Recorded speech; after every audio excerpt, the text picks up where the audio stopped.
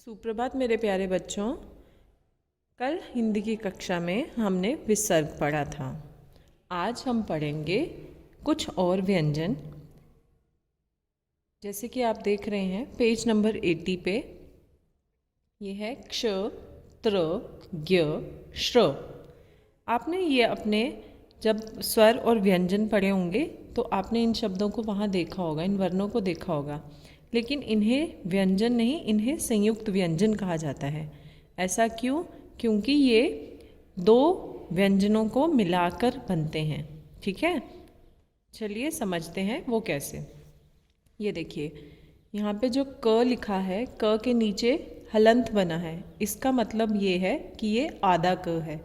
आधा क और जब श षटकोण ये जब मिलता है तो इसका बनता है क्ष, क्ष। ठीक है। दूसरा त हलंत र, हलंत का मतलब आधा त, आधा त और र मिलकर बनता है त्र। फिर ज और ञ ये बनता है ज्ञ। श र ये बनता है श्र।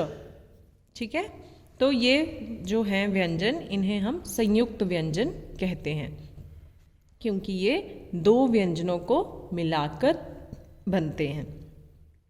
चलिए अब कुछ शब्द पढ़ते हैं जो संयुक्त व्यंजन से बने हैं। वृक्ष, वृक्ष। पत्र, पत्र। यज्ञ, यज्ञ। आश्रम, आश्रम। ठीक है, अब इनको बोलकर पढ़ो। पहला संयुक्त व्यंजन है क्ष, क्ष। ठीक है, क्ष न, क्शन। क्षमा, क्षमा। क्ष आ, कक्षा। अक्षर, अक्षर। दूसरा संयुक्त व्यंजन है त्र, त्र आ ह ई, त्राही। म ई त्र, मित्र। त्र ई न ए त्र, त्रिनेत्र। त्र ई फ ल आ, त्रिफला।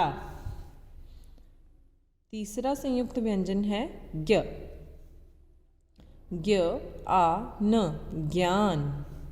ज्ञ आ त आ, ज्ञाता। ज्ञ आ प न, ज्ञापन। आ ज्ञ आ, आज्ञा। चौथा संयुक्त व्यंजन है श्र, जो किससे बनता है? श और र से। चलिए पढ़ते हैं। श्रम, श्रम। श्र आप, श्राप। श्रवण, श्रवण। श्रावण, श्रावण। ठीक है, अब आप एक बार फिर से इसे बोलकर पढ़ेंगे और इसे बोलने का प्रयास करेंगे। चलिए अब इसे लिखने का भी प्रयास करते हैं।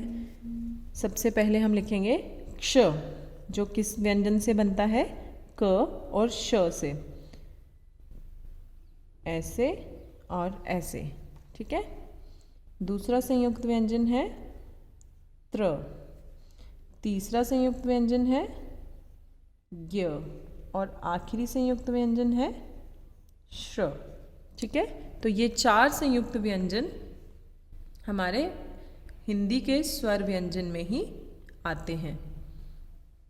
मुझे उम्मीद है आपको ये समझ में आ गया होगा। अब आप इसे पढ़कर इसका प्रयास करेंगे। क्ष, त्र, ज्ञ, श्र। ठीक है प्यारे बच्चों, धन्यवाद।